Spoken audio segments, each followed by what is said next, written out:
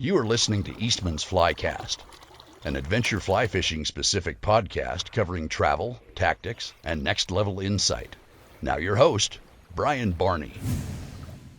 Hey, what's happening, guys? Got a brand new Eastman's Flycast for you. So going to sit down, record a podcast today. We're just coming into that good fall fishing. So we'll get right into it. Just want to thank Eastman's for their support of the podcast and you guys for listening in. So if you want to help support the podcast, share it with your buddy, share it on social media, leave me a review or a rating on iTunes. It really helps out to promote the podcast and keep this thing rolling. So thanks, you guys. I appreciate you.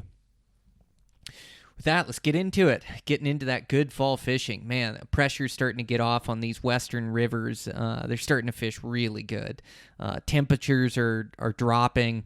Man, I've been traveling across the West doing a bunch of bow hunting here lately, and I can't help but look at all these systems and start getting excited to get on them. I just love like this fall fishing, winter fishing, spring fishing, this off season. So yeah, super excited for that. Super excited for a big trip I have coming up. I'm gonna take my family to the Bahamas. We got a rental house there. I think we're going in December there, and gonna go fish for bonefish. So it's a family fishing combo trip. So those are always a little bit delicate to make work and make sure everybody keeps happy. But I'll keep discipline, and that's the nature of the beast, is to try to spend good time with family and friends, and also get some good fishing in. So my girls tend to sleep in a little bit, and so my window for fishing will be mornings. I'm sure I'll get some evenings too, or some afternoons. Just got to play the tides. And I haven't done a ton of flats fishing. Like, I've been to Key West and fished a bit, and I really enjoy it.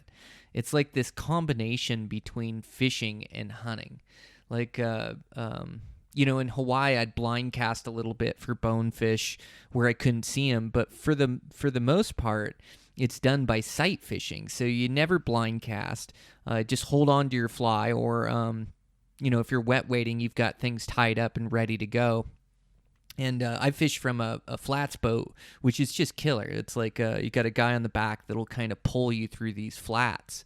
And these flats have all different types of bottoms to them. Everything from white sand to it can be like moving like seagrass in there that just kind of floats back and forth with the current. It can be a depth from 1 foot to 4 foot to even they have like these big blue holes in there, and you'll just be going across the flats and there'll be this huge hole, and in those holes those fish will sit in there. There's sharks in there, and I did a little fishing for sharks, like if you see them, throw to them and just fish something bright and try to strip it in, and they're just they fight so hard. Try to fish to them like with a 10 weight, but also thrown at barracuda and permit, bonefish, tarpon. But this trip in the Bahamas, they have some permit there, mostly be chasing bonefish. And so we've got this rental house that sits on the beach, and what you're trying to look for is low tides. So when the low tides are in, those fish come in and hunt in those flats. And so I'll be watching the tide charts and then trying to time it right and fishing mornings and basically wading along on these beaches looking for tailing or looking for cruising bonefish, and then try to throw at them. And the shots are just so fun. I think I'm going to pick up a new 8 weight, fish a floating line to them. Fish a decent sized leader, and like I say, I'm not the expert on it by any means, but I love doing it. Like, it's so much fun to travel to the tropics and then fly fish, and these saltwater fish just pull so hard.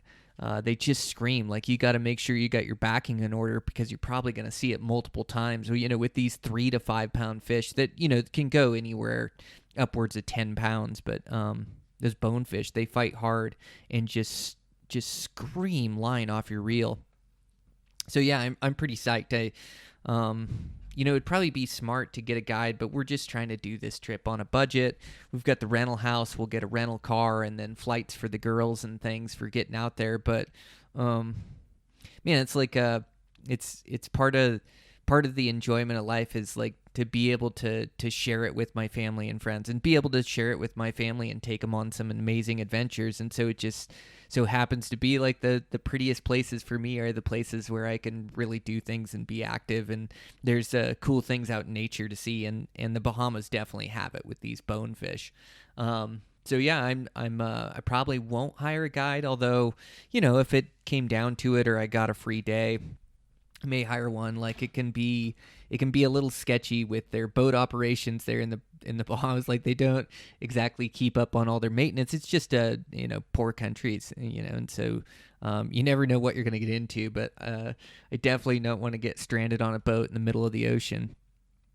That's not the only reason. Like, their guide trips are expensive, and so I always say when you go to a new place, pick up a guide, and the $300 to $500 you'll spend, you'll be able to use that knowledge in the days to come. So I should probably follow my own advice. In fact, I got referred like a really good guide there, and probably would be smart of me to take him up on fishing for a day, and just learn some of the areas and some of the flies that work and some of the tactics. So I may rethink that, but the main portion of this trip is just going to be me wading around in the ocean and fishing for these things, trying to spot them and trying to figure it out. Like for me, a lot of the fun of fishing is the learning, or dialing it in. It's like all these new systems we fish. Like you got to go there and problem solve, and you don't catch them all the time. Like a lot of times you strike out in all fishing, and you have to kind of enjoy the process and enjoy the learning and try to take in the information. It just makes, you couldn't have those awesome fishing days or those insane fishing days without having the bad days. Otherwise, they'd all just be mediocre. And if it was easy, like we'd lose interest quick. Like the reason that we like it is so challenging and it is so tough. And the conditions are always different, and the fish don't always bite. And so like the fun part of it is trying to figure that out. And so I'm excited. Be there for a week. Probably pick up another 8 weight and then take my 7 weight, and I've got a good assortment of bonefish flies that I like, but pick up some more and some different ones that are specific to those Bahamas, and just see what I can do out there. And even if I don't catch any or catch a handful or whatever the case is, I'm gonna have fun doing it and gonna be able to enjoy this great trip with my family, and hopefully get them fishing a little bit. So just trying to put all the logistics together for that one. Super excited for that. And then, man, after that, last week's podcast was just awesome. Like hearing about that, some of that stuff down in South America, off the Amazon. I'm trying to remember which country it was again, down there in Bolivia. Fishing for those Dorado just sounds so insane. I need to do a trip like that once in my life. And it's tough with us, on working man budgets, and, we have to be responsible too and make sure we pay bills. But, it's like this, having this adventure, and it's saving money. It's being tight and then like spending it on something we really love to go do. And so like I like a lot of the do-it-yourself trips that I can do inexpensively, but I definitely can't do a do-it-yourselfer to Bolivia. And so like I'm thinking pretty hard about that one. Like that would be so fun to go do. Like what an adventure, what a different ecosystem and amazing experience down there. And gosh, I heard like this stat the other day, like we get 26,000 days or something in the average 72-year-old lifespan. I don't check my math. I didn't run it on a calculator. It's some part of that numbers, but we really do have to live life to the fullest.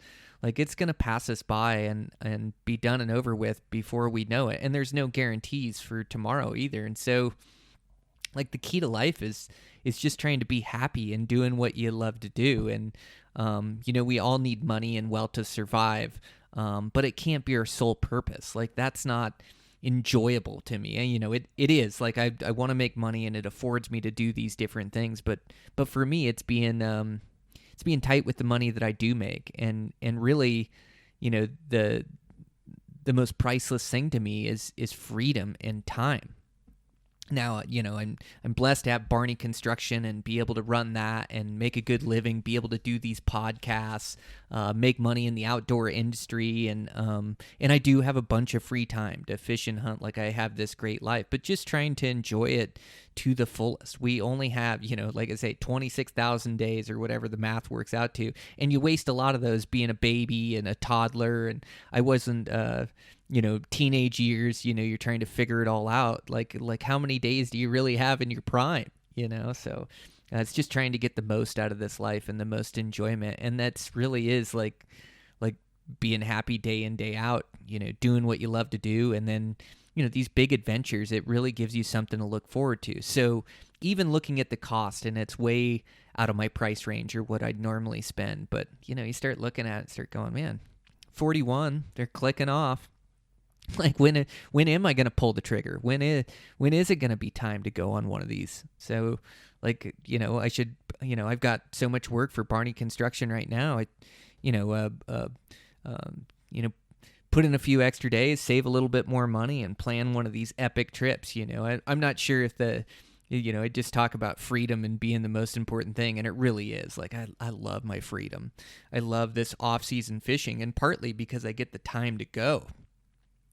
Like, I get time in the winter and time in the spring that I can take off, time in the fall in between hunts that I can go. It's just making the most. And for me, it's like being efficient with my time too, not wasting time. And it's, as I look at it, like, I can waste a whole evening watching TV, or I can waste a day procrastinating what I have to do, or I can get up in the morning and I can attack it, and I can get done with everything I need to get done, and I can be on that river in the afternoon. And so, like, I really need to be good with my time. I was younger, I was just so driven, like, fly fishing. I just try to go every evening after work, and it was so enjoyable. I never regret it. Never regret taking the time and going. So it just need to be good about having my fishing gear ready, and a couple days a week. It doesn't need to be every day. Like, I need to sit down and have dinner with my family and pick them up and responsibilities, but take care of my work and, budget myself a couple hours to get out and get after it. Let me let my dog out here. You want out, bud? All right.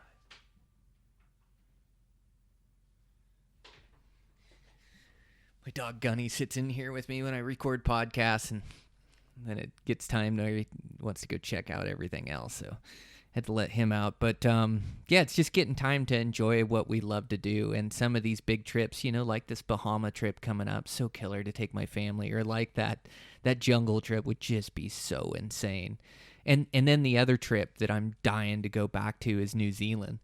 I've been there once, but I want to go chase some of those big browns and big rainbows. And that place is set up so good for me. Like, some of the extreme nature of it. And that's like hearing some of those jungle trips, some of the hikes they do through the Amazon, and to get to these rivers and then to fish up these rivers. I'd just be exhausted at the end of the day.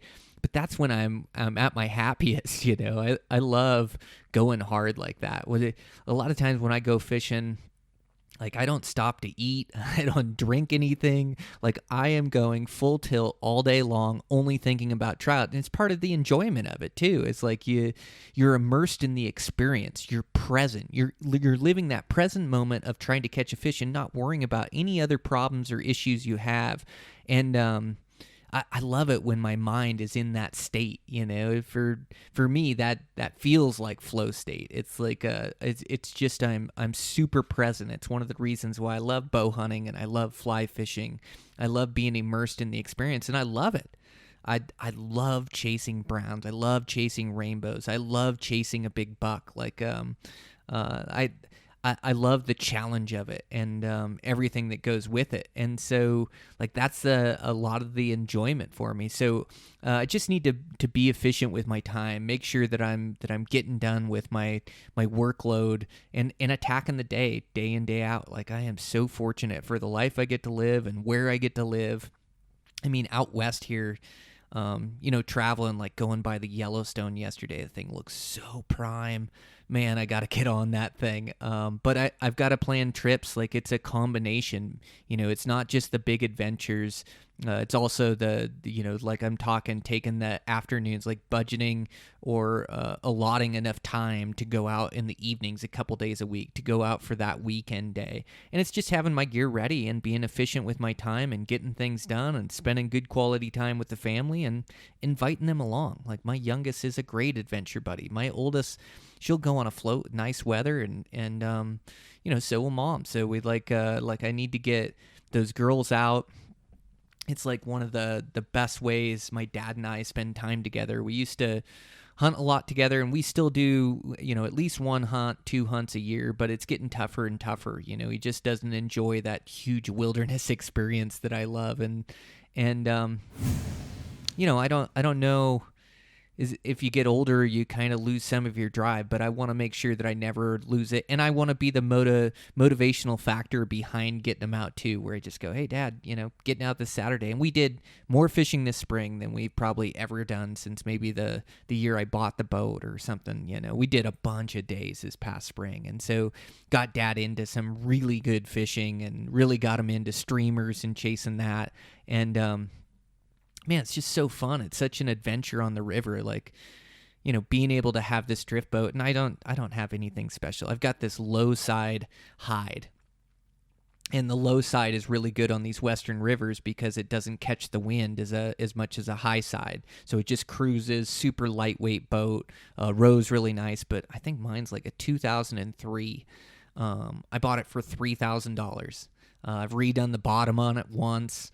Put in a bunch of work. Like, is it the Cadillac $10,000 drift boat, $12,000 drift boat? No.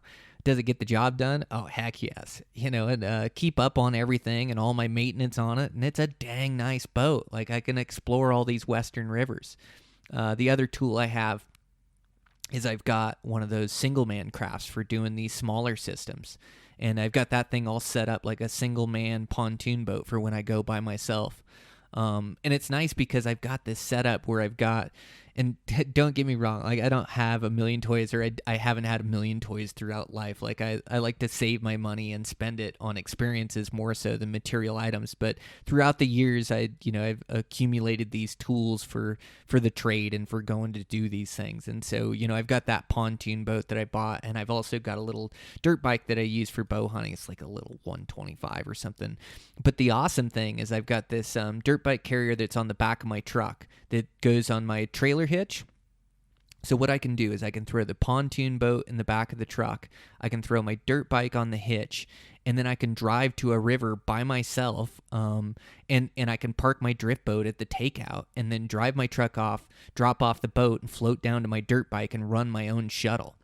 Because on a lot of these smaller systems, they don't run shuttles. It also works good like on the Madison. It's just a killer. Like when we have gorge ice and the takeouts are shut down, like town access will be shut down, Valley Garden will be shut down.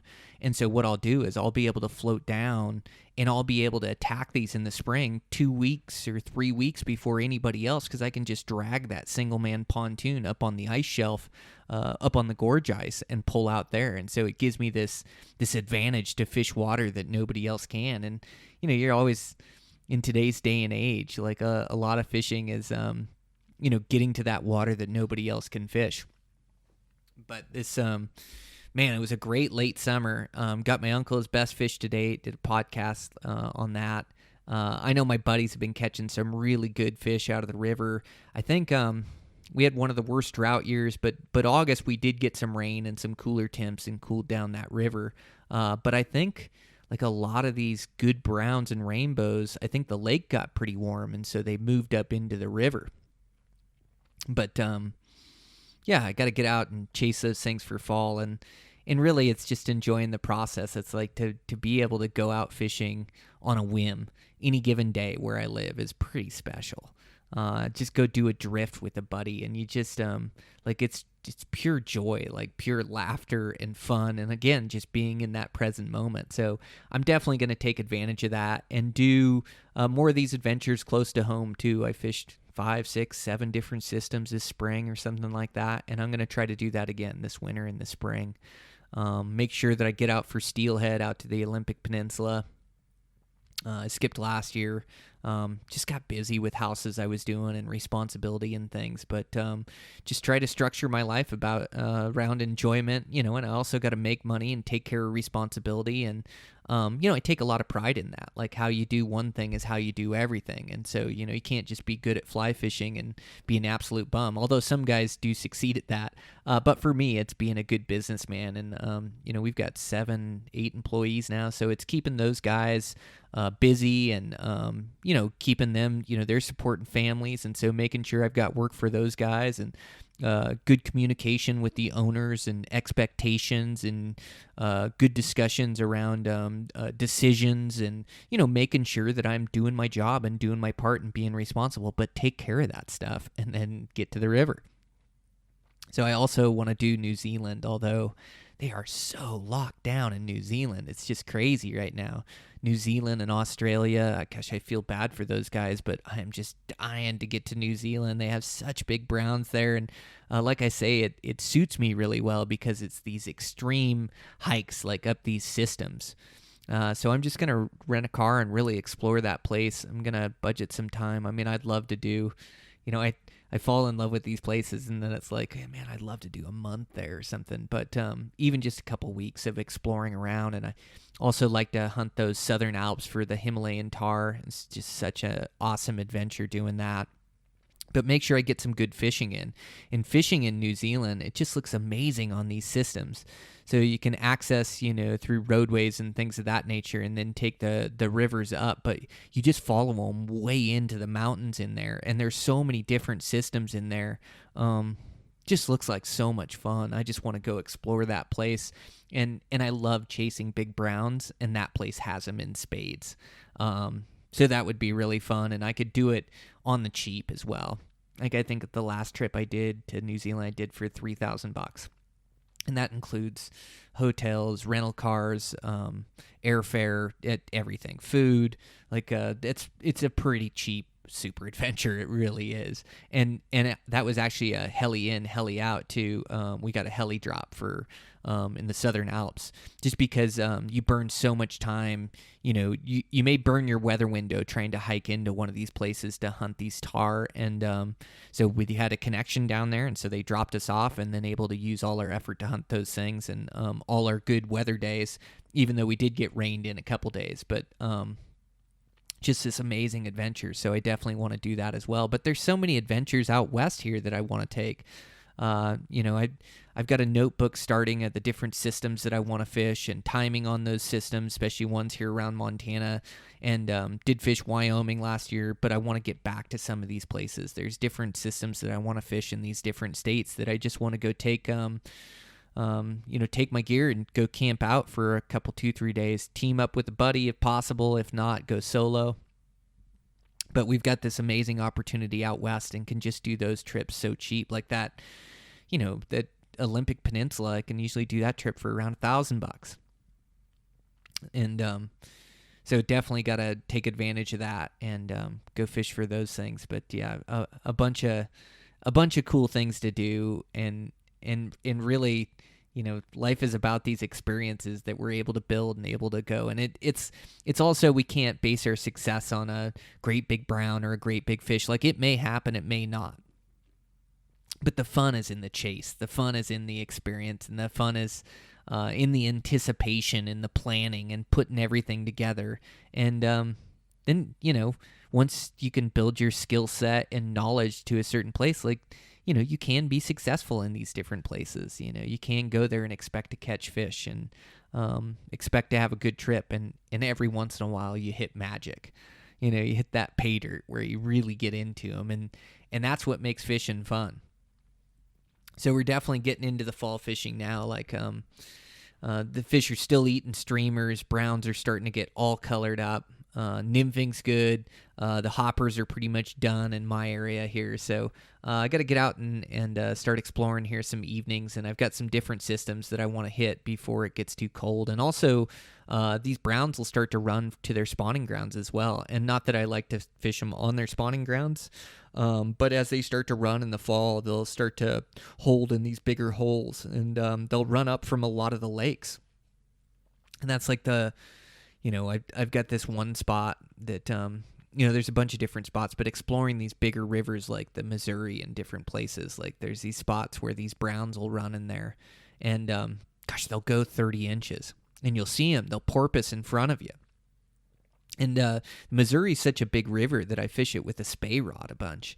And usually there it's nymphing tactics, but I'm fishing this technical nymphing with my spey rod. And you can just reach out so much further, but it's where you can catch some of these giant fish or expect to have a chance at them. So, over the years I've dialed in a handful of these spots, and so time to go check them out as we're getting into October now. Usually they start to get really good in November, December. Went with Dylan, and he's got some bomber places as well. Fished a good system with him in Wyoming last year. Want to get back there. God, they just ate streamers so good, and a bunch of good fish. They pretty much averaged maybe 17 to 22, somewhere in there, but a bunch of them, 17 to 22, chasing streamers, nobody else fishing. Just this amazing experience. And, our winners, like you think of a Montana winter or a Wyoming winter, you think bitter cold and wind, and it does get that. We do get below zero temperatures, but it like ebbs and flows, right? And so like throughout the winter, it'll get cold, it'll get 0 degrees, -10, wind will blow, that'll happen for a week or two, and then we'll get this high pressure that moves in, and this high pressure comes in, and then all of a sudden it's 30 to 50 degrees with the sun shining and nice and calm. Just perfect fishing conditions, and nobody's out on the river. I've got it all to myself.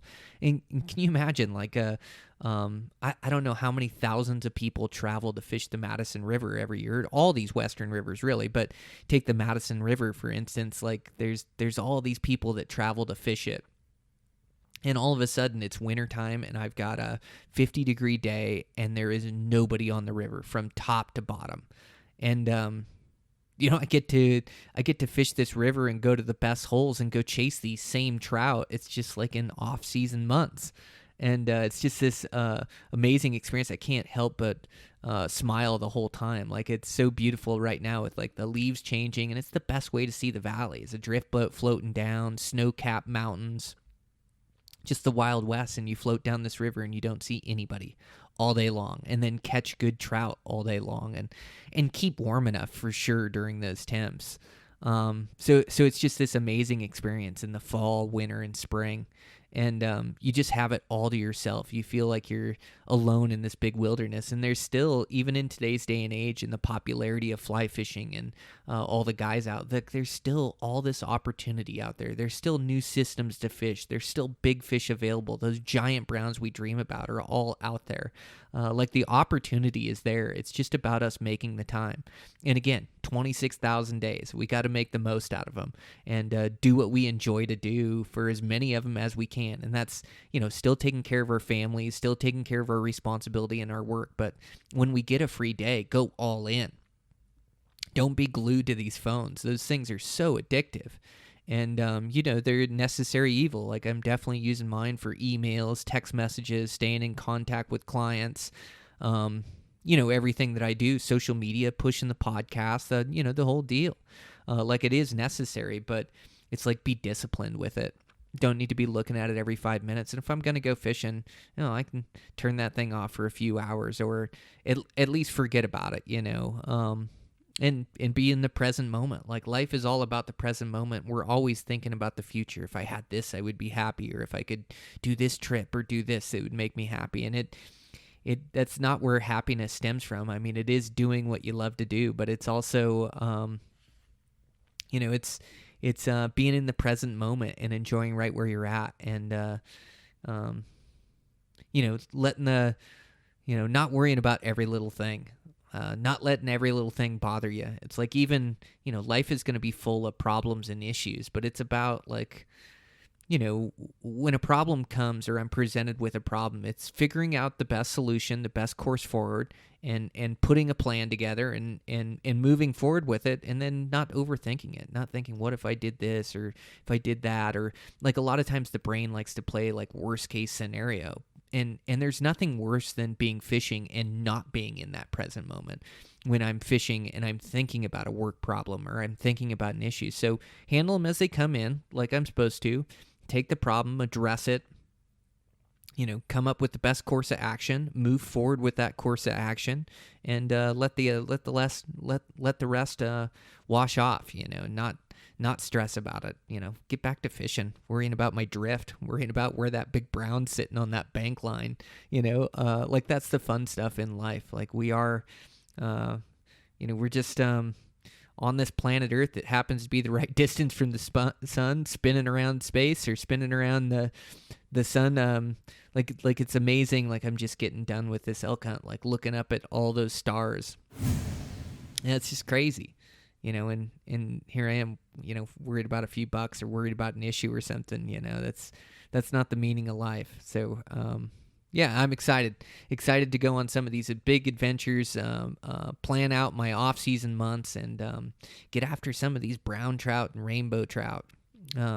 Just this, so fortunate to live where I do and to have everything I do. So I truly do enjoy it. So I got to get out. I'm going to make some time. In fact, I may even get down and go fish a couple holes this evening and see what it's all about. So I got myself motivated. Hopefully you guys are getting out and enjoying some of this off-season fishing, enjoying some of the fall fishing. It's some of the best. The browns are so pretty right now. They just match the colors of the aspens and the cottonwoods, those reds and oranges and yellows. It's just an amazing time of year. So I can't wait. Time to get after him, and time to keep chasing after that giant 30-inch brown that I've never caught. I've always wanted to catch a 30-incher. I think my biggest to date, I caught a 28 in the Madison. That was a great big one. And then, I've caught a bunch of 24s over the years and 25s. But, that 30 has eluded me. But I know they're around. In fact, I want to get up to northern Montana. There's a system I want to fish up there as well. A bunch of them. Like I say, I've got a notebook full of these systems and the timing and where I want to fish them and how I want to fish them. So now it's just a matter of getting my work and responsibility done and shaving a few days off my schedule and getting out and really enjoying life. So hopefully you guys are doing the same. Little motivation for fall. Try to share here on social media some of my fly fishing, as the Madison's just beautiful right now, or all these rivers are just beautiful right now. Like I say, that Yellowstone looks so prime the other day. God, I got to get back on that thing. Just love that system. But with that, guys, that's the podcast. And hope you guys are getting some fishing in. Check in with you next week.